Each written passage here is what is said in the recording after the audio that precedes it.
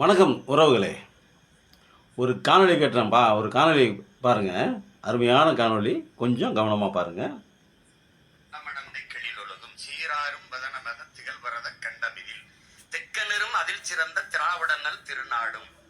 இது தமிழ் தாய் வாழ்த்துன்னு நம்முடைய பாட்டுல மணன்மணிய சுந்தரனார் எழுதினியப்பா. இந்த திராவிடனல் தெக்கனமும் அதில் சிறந்த திராவிடனல் திருநாடு, அந்த திராவிடத்தை எடுத்துக்கிட்டான். யார் கொண்டு வரா? Caldwell Pope. கால்டுவெல் எங்க இருக்கிறாரு? மனுஸ்மிருதியில இருந்து. தென்னிந்திய மொழிகளின் ஒப்பிலக்கணம், தென்னிந்திய சவுத் இந்தியன் ஆர் திராவிடன் லாங்குவேஜ்ங்கிறார். தமிழிலிருந்து பிறந்த மொழிகள் கன்னடம், துளு, இதெல்லாம் இந்த மலையாளம். இந்த மொழிகளுக்கு சவுத் இந்தியன் லாங்குவேஜ் அல்ல தென்னிந்திய மொழிகள் அப்படின்னு ஒரு ஒப்பிலக்கம் கால்டுவெல் போப் எழுதுறாரு. மதம் பரப்ப வந்து ஒரு அருள் தந்தை எழுதுறாரு. கால்டுவெல் எழுதிட்டார். ஒப்பிலக்கணம் அப்படிங்கிறது சொல்கிறாரு. என்ன சொல்கிறாரு அப்படின்னா, அவர் என்ன வார்த்தையை சொல்ல வர்றாரு, இந்த தம்பி, இந்த பையன் என்ன சொல்ல வர்றாரு, இந்த சீமான் என்ன சொல்ல வர்றான் அப்படின்னா, கால்டுவெல் எழுதிட்டாராம்.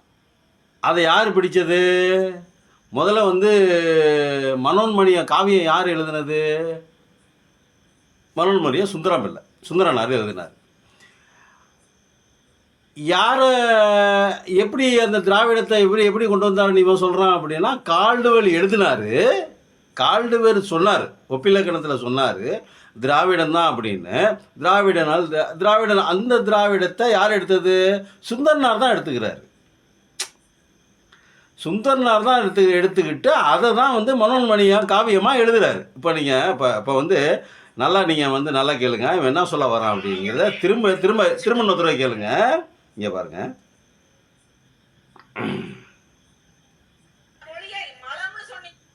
இங்கே பாருங்க. கால்டுவெல் போப்பை கெட்டியா பிடிச்சது திராவிடம். அது ஒரு பக்கத்து இருக்கட்டும். யாரு? மனோன்மணியம் சுந்தரனார் அப்படிங்கிற திராவிடம் தான் கெட்டியா பிடிச்சிக்கிட்டாரு. அதனால தான் அவர் எழுதுன தமிழ் தாய் வாழ்த்துல திராவிடனால் திருநாடுன்னு எழுதுறாரு. யார் எழுதுறாரு? இவன் யார் திட்டானே தெரிய மாட்டேங்குது. இவனை மாதிரி ஒரு கேப் மாதிரியை நீங்கள் எங்கேயாவது உலகத்தில் பார்த்துருக்கீங்களா? இங்கே பாருங்கள், நல்லா கேளுங்க. முன்னாடி உட்காந்து கை தட்டுறாங்களே, அவங்க வந்து எப்படி எதுக்காக கை தட்டுறாங்க அப்படிங்கிறது தெரியல. ஒரு பேச்சில் ஒரு நியாயம் இருக்கணும், ஒரு தர்மம் இருக்கணும். அதாவது கால்டுவெல்லுங்கிறவர் எழுதுறாருங்க. இன்னொரு தடவை நான் சொல்லிடுறேங்க, தப்பாக எடுத்துக்காதியா, என்னடா திரும்பி திரும்பி சொல்கிறாங்க. கால்டுவெல்லுங்கிறவர் ஒன்று எழுதுறாரு.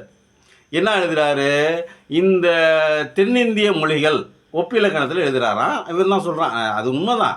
ஒப்பிலக்கணத்தில் எழுதுறாரு கால்டுவெல். என்ன எழுதினாரு? திராவிடம், அது இந்த கூட்டு மொழிகளினுடைய ஒற்றை வார்த்தை திராவிடம்.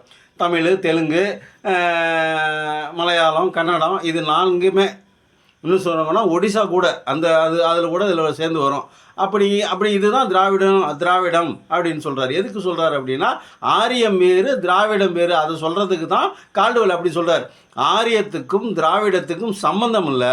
ஆரியம் வந்து ஒரு வந்தேரி மொழி, திராவிடம் வந்து இந்த மண்ணோட மொழி. இந்த திராவிட மொழிகள் கூட்டமைப்பு இதை வந்து மொத்தமாக சொல்லணும்னா திராவிட மொழிகள் கூட்டமைப்பு அப்படின்னு கால்டுவெல் சொல்லியிருக்காரு. அப்போது மனோன்மணியம் சுந்தரனார் என்ன எழுதுறாரு? மனோன்மணியம் காவியத்தில் என்ன எழுதுறாரு? சுந்தரனார் அப்படிங்கிறவர் மனோன்மணியம் அப்படிங்கிற காவியத்தை எழுதுறாரு. அந்த காவியத்தில் தான் இந்த தமிழ் தாய் வாழ்த்து வருது. அப்போ என்ன பண்ணுறாரு? கால்டுவெல் சொன்னதை எடுத்து இதில் போட்டு எழுதுறாரு. அப்படியே வச்சுக்குவோமே, இவர் சொல்கிறபடியே வச்சுக்கிட்டா கூட கால்டுவெல் என்ன சொன்னார் அப்படிங்கிறத எழுதுறது யார்? சுந்தரனார் மனோன்மணியங்கிற காவியத்தில். அதில் இருந்து தான் அண்ணா பேரறிஞர் அண்ணாதுரை அவர்கள் இந்த பாடலை எடுத்து தமிழ் தாய் வாழ்த்தா வைக்கணும்னு சொல்லிட்டு சொல்கிறாரு. அதையே தான் அவர் மறந்தது. அவர் வைக்க முடியலை. அவர் அரசியல் நிறைய பிரச்சனைகள் இருந்திருக்கலாம். அதுக்கப்புறம் அந்த கலைஞர் என்ன பண்ணார்? பேரறிஞர் அண்ணாதுரை அவர்களினுடைய கனவை நிறைவேற்றுவதற்காக நம்ம நாட்டுக்குன்னு ஒரு தமிழ் தாய் வாழ்த்து வைக்கணுங்கிறதுக்காக வேண்டி இந்த காவியத்தை வைக்கிறார். இதானே நடப்பு. இவன் என்ன சொல்ல வரானே தெரிய மாட்டேங்குது. அப்போது சுந்தரனார் தான் திராவிடனால் திருநாடுன்னு எழுதினார். கலைஞர் எழுதலை, பேரறிஞர் அண்ணாதுரை எழுதலை. தமிழ்தாய் வாழ்த்து அதை இவனே சொல்கிறான். அதை இவனே சொல்கிறான், நல்லா கேளுங்க நீங்கள். அதாவது எப்படி இவன் முட்டாள் இல்லைங்க, நல்லா கேட்டுங்க. எதிர்த்த மாதிரி உட்காந்து கை தட்டுறாங்க பார்த்தீங்களா, அவங்கள முட்டாளாக்குறான். அவர்களை வந்து மடமாத்துறான், மண்டையை திருப்பி கழுவுறான். இது எப்படின்னா, அதாவது ஒரு கூட்டத்தை, ஒரு நோக்கத்தோடு இருக்கக்கூடிய ஒரு கூட்டத்தை மாற்று கருத்துக்கு, மாற்று திசைக்கு மாற்றுவது, அதாவது அவனுடைய மூளையை மழுங்கடிப்பது, மூளை செலவை செய்வது, அந்த வேலையை அவன் செஞ்சுக்கிட்டு இருக்கிறான். ஏற்ற மாதிரி உட்காந்து கை தட்டுறாங்களே, இந்த திராவிடம் பிடிச்சிக்கிட்டான். எதை பிடிச்சிக்கிட்டான்? திராவிடனால் திருநாடும் அப்படிங்கிறத திராவிடம் பிடிச்சிக்கிட்டான் அப்படின்னு சொல்கிற. ரைட்டு, கரெக்டு, நீ சொல்கிறது கரெக்டு. எந்த திராவிடம் பிடிச்சான்? மனோன்மணியம் சுந்தரனாருங்கிற திராவிடம் தான் பிடிச்சான். எதை? கால்டுவெல் எழுதுகிற ஒப்பிலக்கணத்தை உன்னுடைய கூற்றுப்படி. அப்போ சுந்தரனார் வந்து திராவிடர்.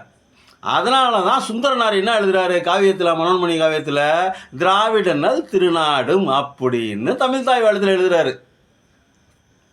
நான் பேசுகிறது கரெக்டாக பேசுகிறேன்னு நினைக்கிறேன், புரியுதுன்னு நினைக்கிறேன் உங்களுக்கு. சாரி, நான் இப்போ புரியுதான்னு கேட்குறது வந்து தப்பாக எடுத்துக்காதீங்க. நான் பேசுகிறது கரெக்டாக பேசுகிறேன்னு நினைக்கிறேன். அப்போ கால்டுவெல் திராவிடம் அப்படிங்கிறத ஒப்பிலக்கணமாக வச்சார், அது எழுதினார். அதிலிருந்து திராவிடத்தை எடுத்து போட்டு எழுதினது யார்? சுந்தரனார் எழுதுகிறார். சுந்தரனார் அவர்கள் எழுதுகிறாங்க. எதை? மனோன்மணி காவியத்தை. என்னான்னு? திராவிடனால் திருநாடும் அப்படிங்கிறத மூணு தடவை திருப்பி சொல்கிறனோ, சாரி தப்பாக எடுத்துக்காதீங்க. அப்போது சுந்தரனார் அப்படிங்கிற திராவிடர் என்ன பண்ணுறாரு?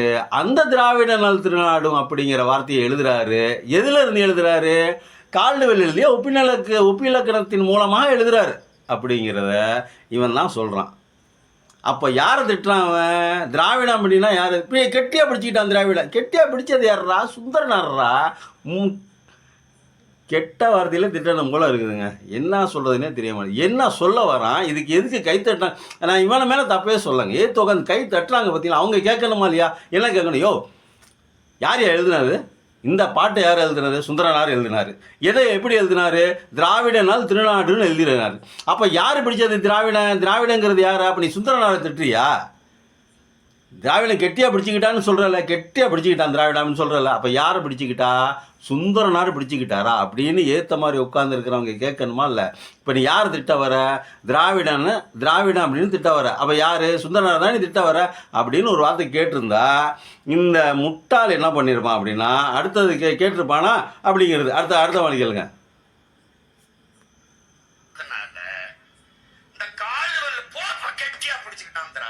ம்,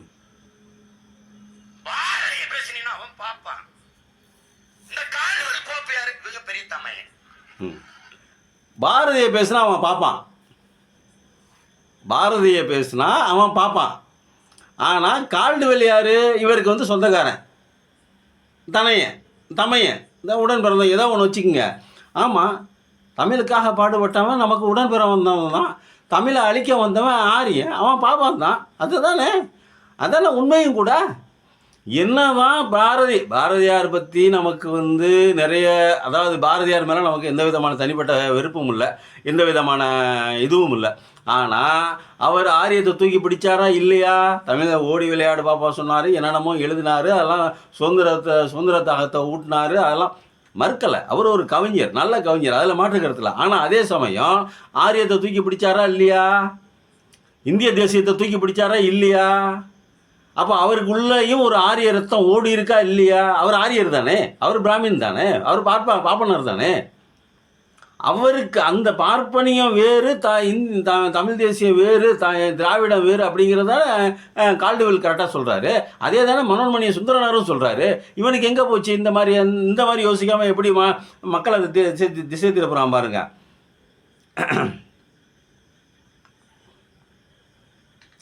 என்ன பாருங்க, பார்த்துங்க எப்படி மாத்திரம் பாருங்க. இவர் ப்ரொஃபஸர், இவர் படிச்சுட்டு வந்திருக்காரு, PhD படித்து பாஸ் பண்ணிட்டு வந்திருக்காரு.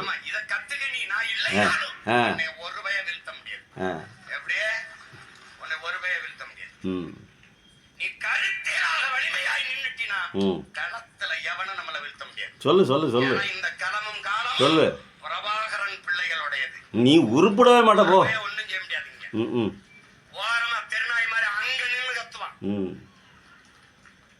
எவனாவது இதை பேசுறேன் பாரு, நம்ம கேட்கறதுக்கு அவர் கேட்கறதுக்கு பதில் சொல்லுவோம். நீ கேக்குது, நான் பதில் சொல்றேன்டா. எனக்கு பதில் சொல்லு முதல்ல நீ.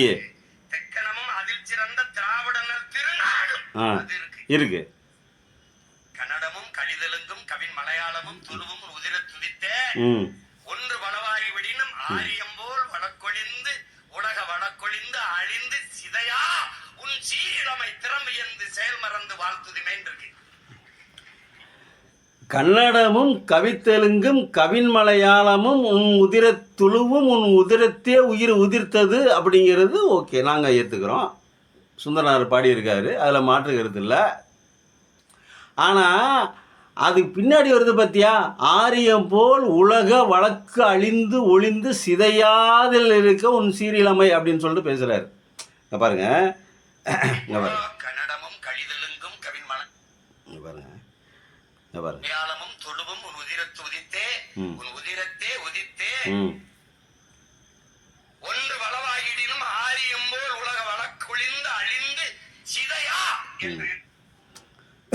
அவன் என்ன சொல்ல வரான், கன்னடமும் கவிதெலுங்கும் கவின் மலையாளமும் துளுவும் உன் உதிரத்தே உதித்தது, தமிழ்லேருந்து உதித்தது. அது சரி, அதில் மாற்று கருத்து இல்லை. உலகின் மூத்த மொழி தமிழ் மொழி, தமிழ் மொழி தான், தமிழ் மொழியிலிருந்து தான் இந்திய மொழிகள் அத்தனையும் உருவானது அப்படிங்கிறாங்க. உலகம் பூரா தமிழை தூக்கி பிடிச்சி கொண்டாடுறாங்க, அதில் மாற்று கருத்து இல்லை. அது நமக்கு தெரிஞ்ச விஷயந்தான். இன்னொரு விஷயம் என்ன அப்படின்னா, இதை இது இந்த கவின் மலையாளம் இதெல்லாம் அது நம்ம ஒத்துக்கிறோம், அதில் மாற்று கருத்து இல்லை. இன்னொன்று என்ன அப்படின்னா, ஆரியம் போல் உலக வழக்கு ஒளிந்து அழிந்து சிதையாமல் இருக்கும் உன் சீரியலமை செயல் மறந்து வாழ்த்துவதுமே அப்படின்னு பாடுறாரு சுந்தரனார். என்ன சொல்ல வர்றாரு, ஆரியம் உலக வழக்கழிந்து செத்து போச்சு. என்ன சொல்றாரு சுந்தரனார், ஆரியம் போல் உலகம் வழக்கு அழிந்து ஒளிந்து சிதையாத அப்படி சிதைஞ்சி போன இது சிதைஞ்சி போச்சு.